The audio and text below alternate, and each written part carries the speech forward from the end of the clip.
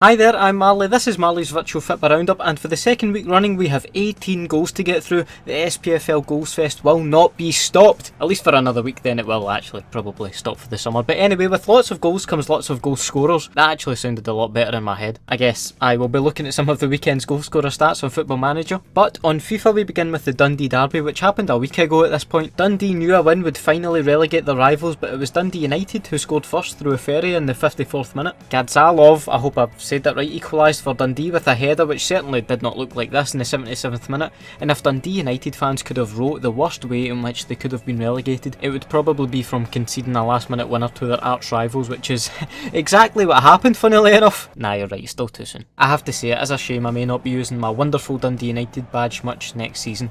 Oh. Next up though is Dundee United, long time no see. They were away to Inverness on Friday night. Simon Murray scored this belter in the 6th minute to really give everyone at United a bit of a lift, and he scored another in the stroke of half time. O'Ferry made it 3-0 in the 55th minute, and by the way, for some reason in FIFA O'Ferry just did not want to hit this with his right foot. Look, he even missed this sitter as well. Almost inevitably though, Inverness did get one back only 1 minute later in the 56th minute, as United just don't do things the easy way, and they really pushed that to the limit as Polworth made it 3-2 in the 69th minute, but Dundee United saw the game out. Motherwell took on St Johnstone at Fir Park, and I've said this numerous times, like, some goals you just can't recreate, but this goal takes that to a whole new level. The St Johnstone goalie tries to punt the ball, scuffs it, Chrissy Carden from Motherwell clatters into the goalkeeper, and then Scott McDonald headers the ball in.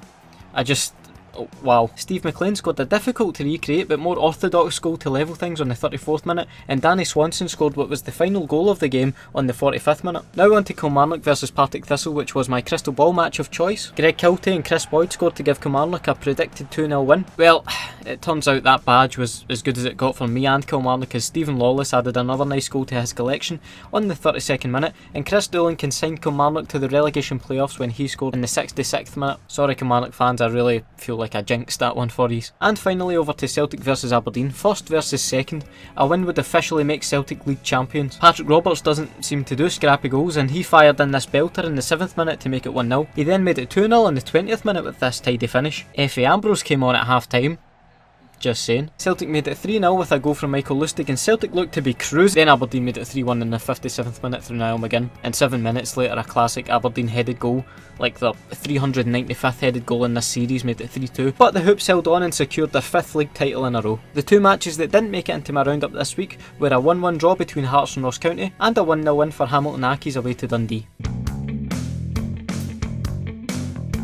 Michael Lustig, aka Johnny Depp, got himself a goal at the weekend. He only has a 5-7 finishing stat, but it was his finish which essentially won the match and the title for Celtic at the weekend, so should it be higher? No, it shouldn't, that makes no difference. Edward O'Ferry, part of the unfortunately relegated Dundee United squad, scored a couple goals through the week, and with big green stats and strength, what a tank, plus heading and jumping, this guy should really be scoring tons of headers. And lastly, Craig Whiten, who scored that fateful goal last Monday night, is a hot prospect according to Football Manager, and if it was possible to have a soul destroying stat, he'd have 20 out of 20. Relegating your rivals with a last minute goal, this guy is ruthless. Anyway, that's all for today's Virtual Fitba Roundup. I'll catch you later in the week for some more SPFL action. Have a nice day and I'll see you in the next video. Bye.